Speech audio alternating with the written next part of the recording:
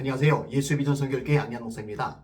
이스라엘과 하마스 사이에 전쟁이 발생했습니다. 덕분에 우크라이나와 러시아의 전쟁이 많이 묻혀져 버렸어요.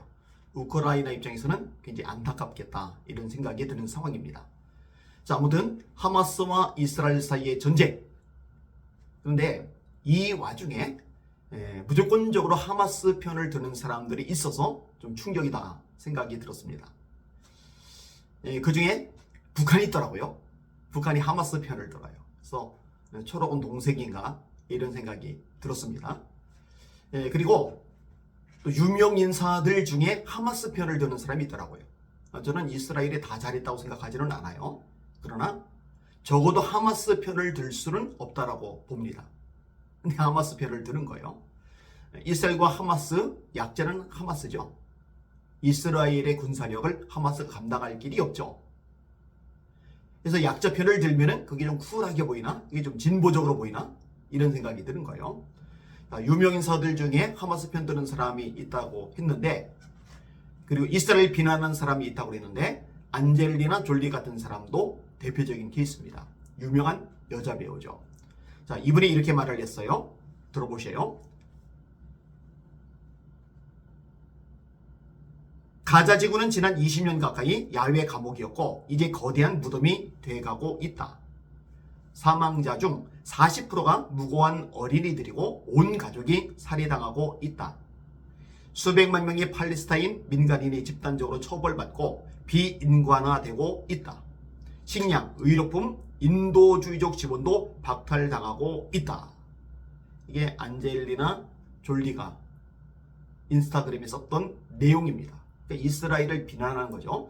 이스라엘 때문에 팔레스타인의 무고한 사람들이 피해를 입고 죽임을 당하고 굶주림 속에 고통 속에 신음하고 있다. 이렇게 이야기를 끄집어 대는 겁니다.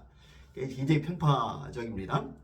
자, 그러면 이 전쟁을 촉발한 주체가 누구죠? 하마스죠.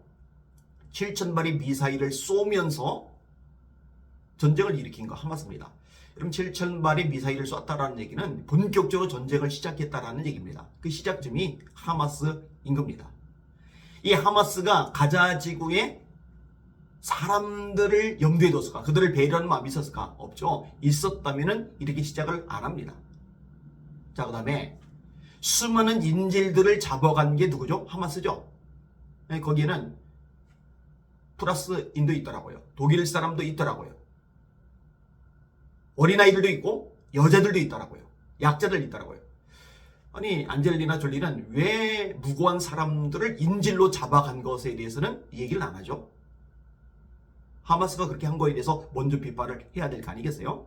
자, 그리고 뭐라고 그래요? 이스라엘이 공격을 했을 경우에 인질들을 한 명씩 살해하겠다. 이건 반인륜적인 태도이죠. 왜 이런 것들에 대해서는 비판을 안 할까요? 참 희한한 일입니다. 그리고 연료를 공급을 해주면 인질을 50명씩 석방하겠다. 사람 목숨을 가지고 장난질을 치는 거예요. 돈 받아들이는 구실로 삼는 거예요. 이건 응하면 안 되죠. 응하고 나면은 또 새로운 인질을 잡아서 그 인질을 대상으로 뭔가 요구를 해야 될 테니까요. 이러면 안 되는 거죠. 그 다음에 이스라엘이 공습을 하겠다고 경고를 했어요. 대피하라고 이미 얘기를 끄집어냈어요. 이런 부분들에 대해서는 왜 언급을 안 하죠? 그 사람들을 고기 방패 삼아가지고 싸움을 벌이고 있는 이 하마스의 악질적인 행태에 대해서는 왜 언급을 안 하죠? 참 이상한 일입니다.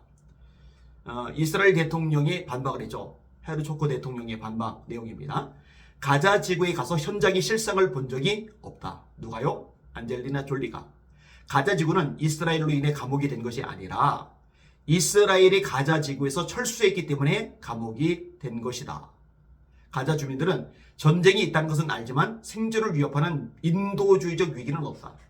이스라엘이 미국, UN, 다른 국가들과 함께 가자 지구에 보내는 인도주의적 지원이 크게 늘고 있다.